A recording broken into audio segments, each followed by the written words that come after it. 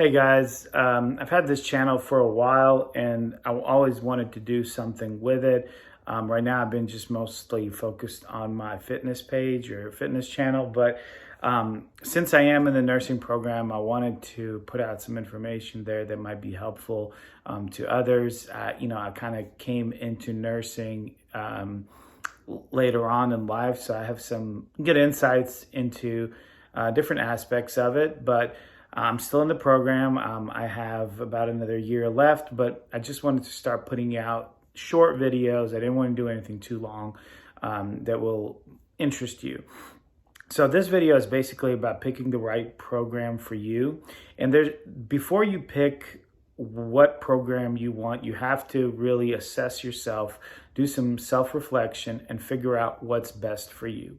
So if you're in a position like me where this is your second degree or second career, there's something that you want to consider. It's like, how much time do you want to spend in school, and what benefit is it going to add to your career if you did spend more time in school? So obviously, if you're someone that is younger, you're coming straight out of high school, you have a much longer span of time of life to be able to get, a more like a BSN or even go further and develop that career. For someone like me who already has a master's in another field, I have to really consider like the time that it's going to take for me to get into nursing. So I decided to go to a 2-year AA program and use my previous master's in business to kind of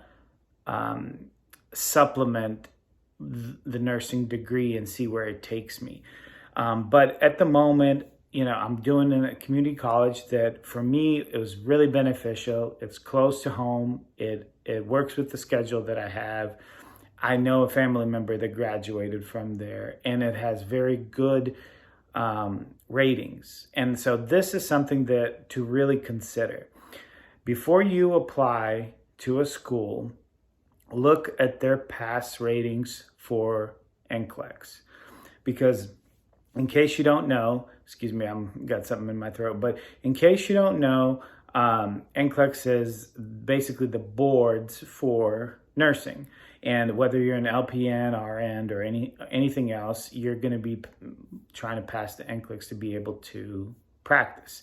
So it's really important that the school that you go to has a very high NClex pass rating. The one that I go to is in the 90s, very high 90s. So I knew that by that, their program obviously does a great job at preparing you for passing the NClex.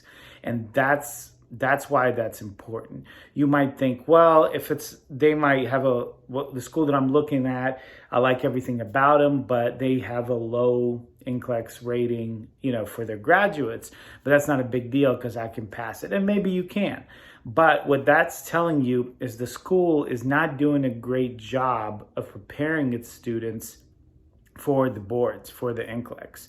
So you really want to go to somewhere where when you graduate, you feel comfortable that you're going to pass the NClex. You won't, be ill-equipped. That's important. If you don't pass the NClex, you can't practice. And a lot of times what happens is you'll get hired for a position in the hospital or wherever you're working in expectation of you passing the NClex will hire you ahead of time. So they will expect you to pass it within, a reasonable amount of time. You really want to feel good about the fact that your school has prepared you for that process, for that board test. So that's something that you really, really need to think about that some people don't understand. Also, look at the pass to fail ratio.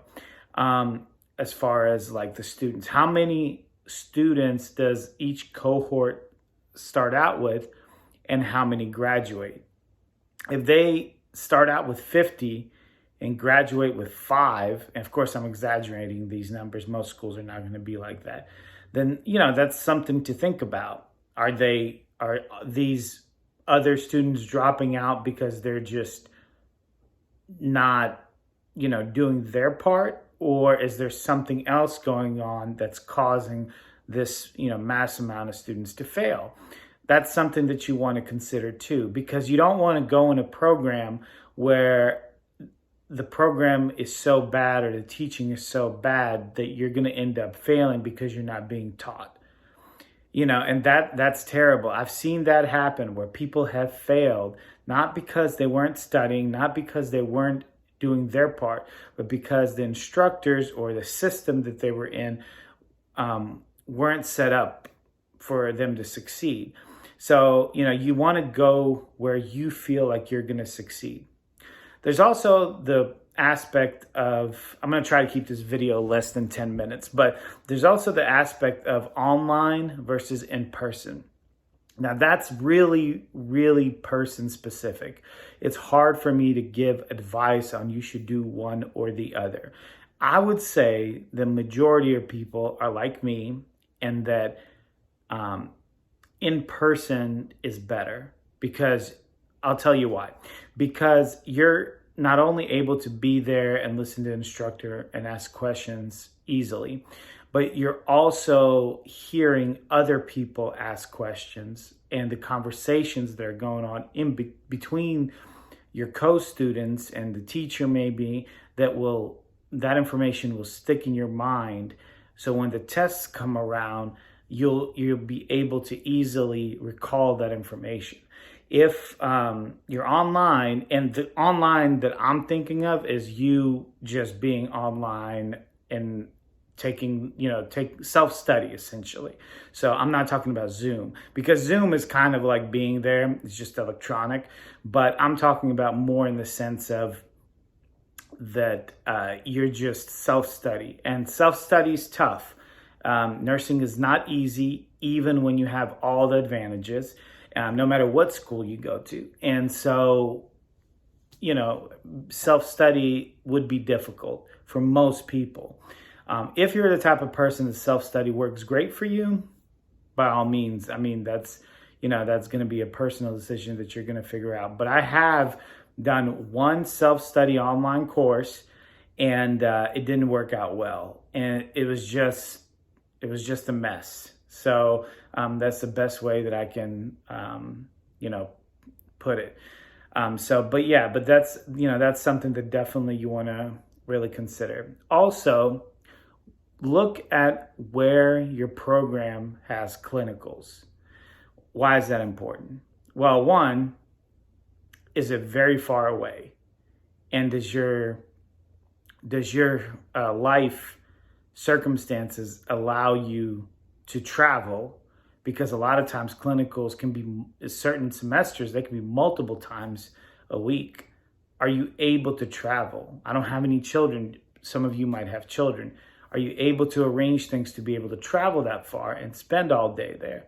If the clinicals are closer in town locally, that might be a little better. So it just depends, on what your circumstances are. But that's another thing to consider. Look at where the clinicals are.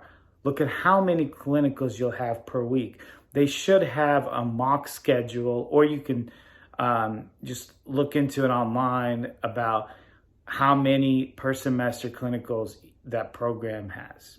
And then the last final thing before I end this video is, and I should be right under 10 minutes, is talk to someone that finished that program or went through it. Like I said, I had a family member that went through mine. I felt comfortable. I knew what to expect.